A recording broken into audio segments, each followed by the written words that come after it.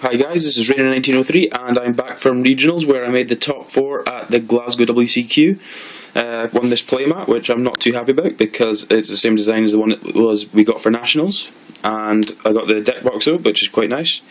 Looking to try and sell both of these, so if anyone's interested, or I'll trade for Mermail stuff, the Abyss Megalos and Moulin Glaciers and stuff like that, so if anyone's interested I can put those towards trading for that. But anyways, I'll go on to just give a quick rundown of what happened during the day. It was 65 people had registered, 51 people turned up, so it meant there was 7 rounds of Swiss for starting, and then by round 2 they kicked everyone from the system that wasn't there, so it should have gone down to 6 rounds of Swiss, but instead it remained at 7 rounds of Swiss, which ended up meaning that we were taking a hell of a long time to get finished for that many people that were there. Round 1 I got a no-show, so I won that one. Round 2 I played against Dark Worlds. Round 3 was against Karakuri. Round 4 was against Insectors, a guy from Edinburgh called Crow. Round 5 I was playing one of my teammates, John, who was running spellbooks because he managed to get 2 towers in time.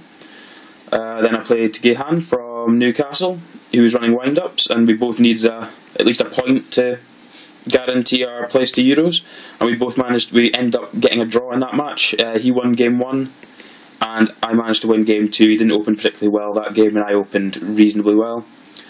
Round 7 I played against Dave from Edinburgh, who's a good mate, and I won game 1. I topped a limiter removal for game, and game 2 he just overpowered me. I couldn't stop all his plays, I didn't draw very well, and then by the time we got to start round 3 time was called, so that was the end of that.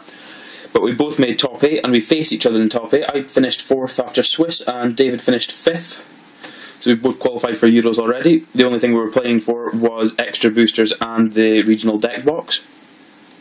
So Dave, we had to move to a different venue by this time to get this done because the venue we were at was closing, which it wouldn't have been an issue if we'd actually got finished in 6 rounds of Swiss rather than 7. So we're not particularly happy about that. There's a heap of us that were needing a way sharp to get trains and buses back home and everything, so none of us were particularly happy with the running of it there.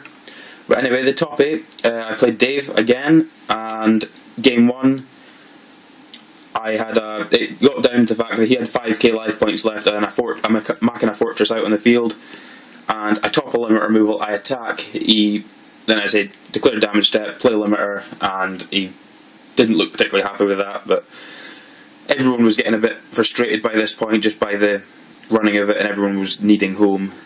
So then game 2, I can't remember what happened in game 2, but I managed to win that as well, so it meant that I finished top 4.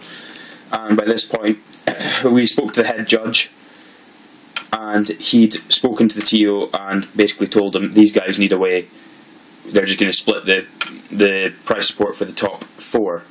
So it was 2 boxes worth split between 4 of us. We got 12 boosters and the regional deck box, and what I pulled wasn't too bad. It could have been a little bit better. I got the Heroic Champion Kasunagi, Memory of an Adversary, an Ultimate Rare Midolchi Queen Tiramisu. Here we go, that's a bit better. Heroic Champion Gandiva, and then of all the secrets I could have pulled, Spellbox Library of Heliosphere, which wasn't very good. But anyway, I'll get on to the deck list now. Right, so we start with the Geargia engine, because I was running Machina Geargia. We've got 3 Geargia armor, which is the main engine of the deck. It's the one you want to get off most often. It's a really good card, and it combos with Accelerator exceedingly well. And then we've got 2 Arsenal, just because I felt that 3 was a bit overkill. You'd never want to use the 3rd, because it's only 17. If it was a standard 19 with its ability, then it'd be fine, but 17 is just a little bit small. It can't deal with the Ryos, which is what armor's worst enemy is. So that's the Geargia engine that I was running. Then we have 3 Machina Gear Frame, 3 Machina Fortress, and I played a Machina Cannon. Right, basically I opted for running the Machina engine over the Karakuri engine, just because I felt that this is one of the best cards in the game by itself. And the fact that if you get two of these three in hand, it means you're getting both of these out, which is absolutely incredible. Which, when you've got gear frames and you've got Geargia X's and stuff like that, it's not that difficult to do. And it happened more than once during the day, just purely because you just go gear frame, and you should all have them in hand by then. It's really good, and a top deck cannon's absolutely brilliant when you've got a fortress in the bin. Absolutely great. Yeah, so I just found that the Karakuri engine relies a bit too much on having all your tuners in the deck, and I just think that this is a lot more consistent, and you've got dudes that you don't mind drawing. You don't mind drawing this, and you don't mind drawing this, and you want this, so it doesn't actually make a difference what you draw, as long as you draw the dudes. There's a couple of games where I just didn't draw anything, and that was in the game 1 versus Gihan in the round 6 of Swiss, where I just drew nothing and I had 5 back rows, and he was almost playing out with fear that there could have been something horrible there. Right, we'll get on to the spell lineup. I was running 2 Pot of Duality. Because you're running so many search cards like Gear Frame and Armour, you can get away with running this, which basically just means that you search and then you check top 3, so it's a really good card. It helps you get the cards you want to hand a lot quicker. 1 Monster Born, 1 Dark Hole, 1 Avarice, 1 Heavy Storm. But we'll leave the Heavy Storm just now, we'll talk about these ones. Monster Born, too good a card not to use. Same with Dark Hole and Avarice.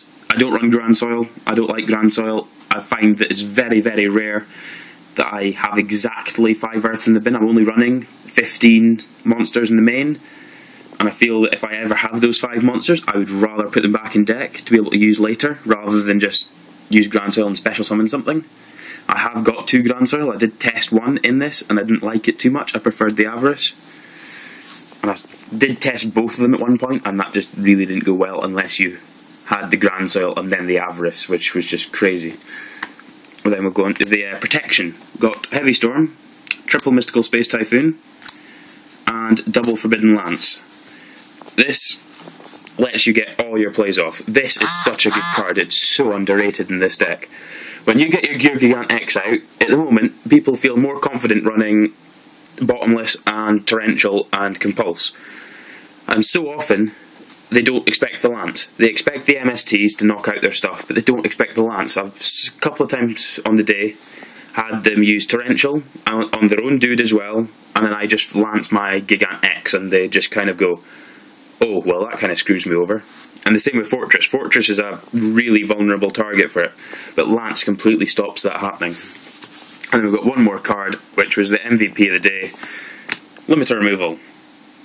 It's way too broken a card to actually be in the game. It's like some of this techie stuff that Dark Worlds have. It's like a card destruction. It's a card that wins games by itself. It's absolutely crazy. If you draw it, you'll win. I don't think there was one game that I drew this and got it off with even with one dude. I managed to win with it. It's absolutely incredible how good a card it is. Right, now the traps. I was running 3D Prison. I feel that it's one of the best cards in the meta at the moment. There's so few decks that, other than the Mermails, which I knew there was only going to be one player playing Mermail at this tournament. That's why I got away with running the Deep Prisons.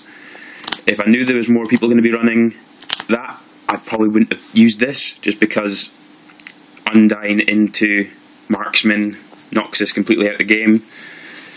But I knew the meta, and I knew what would be played, and I made the judgment call of running 3 Prison, and it worked out really well. 2 Torrential, it's too good a card to not run, especially when you go Fortress, hide the gear frame behind it so it's protected. The Torrential, they don't expect it. It's really good. Then I was running double Compulse, just because I feel that the 3 Prison isn't chainable, so if they do have something to knock it back, this is a really good card. Occasionally they've MST'd this, and I'll bounce my gear frame to hand so I can use it again, which they don't really expect, but it's a really good thing to have. And then we play the Solemn Brigade, just because Solemns are, well, there's no explanation for them, they're just ridiculous. Way too good.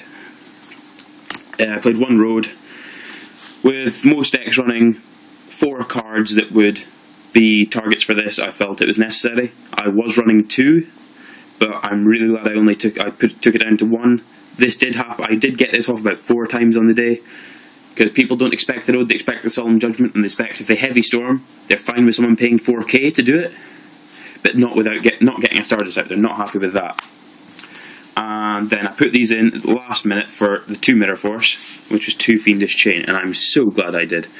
There was only one time that I wished it was a Mirror Force, and that was when it was when I had problems with Ryo, but I just chained it anyway, so it kind of did the same thing.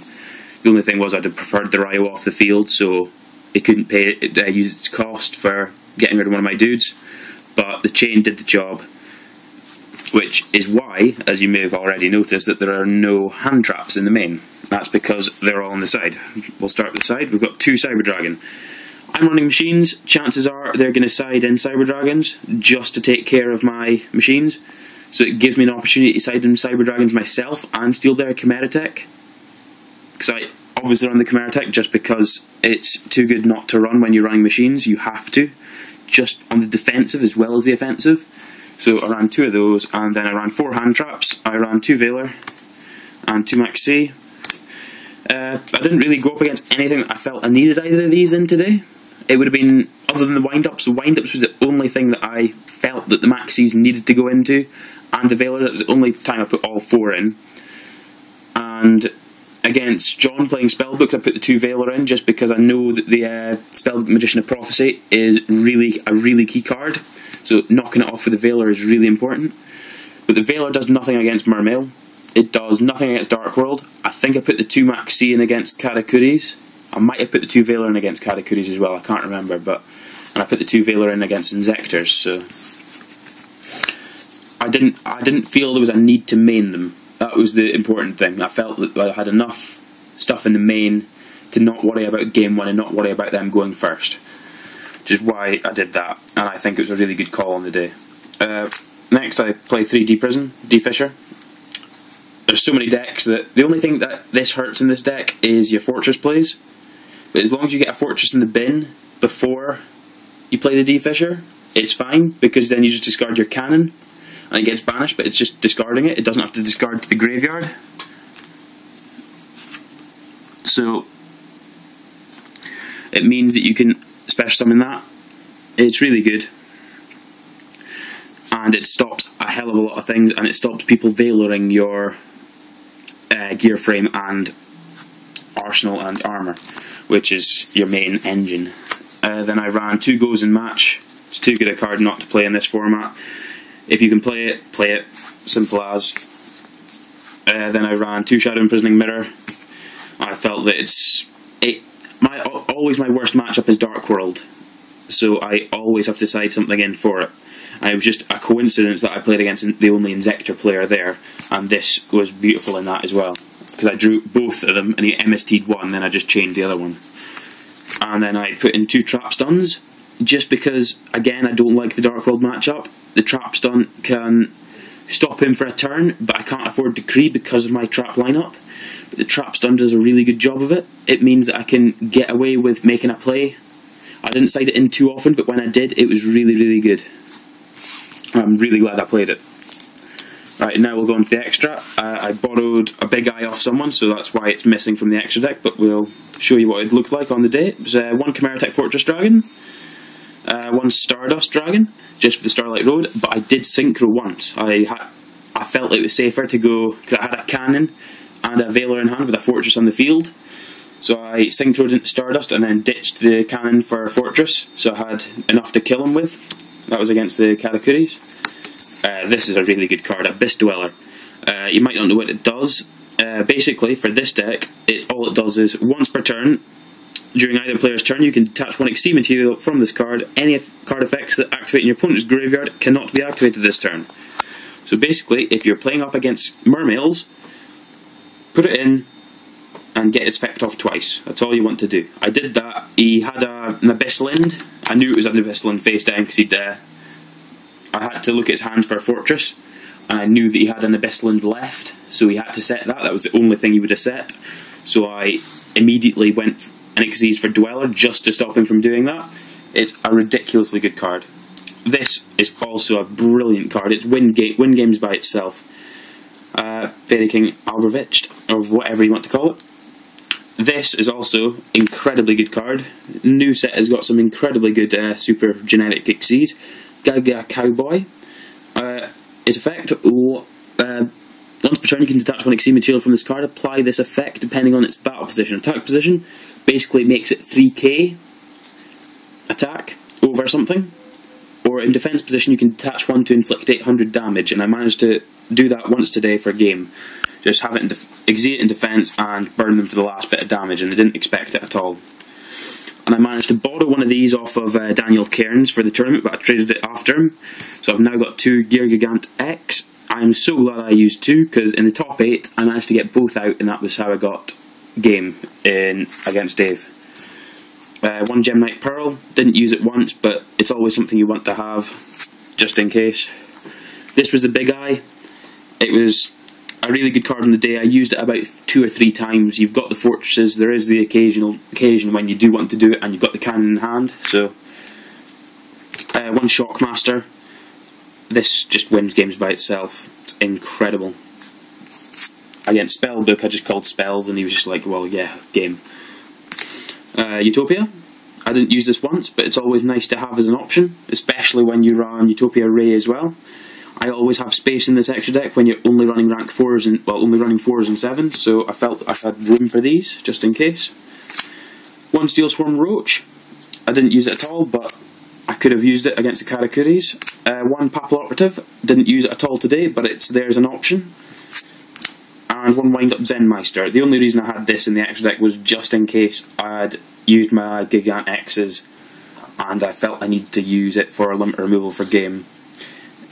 It's still not an overall bad card. It can flip your armor face down again. It's stuff like that. It's a really good card overall for this deck.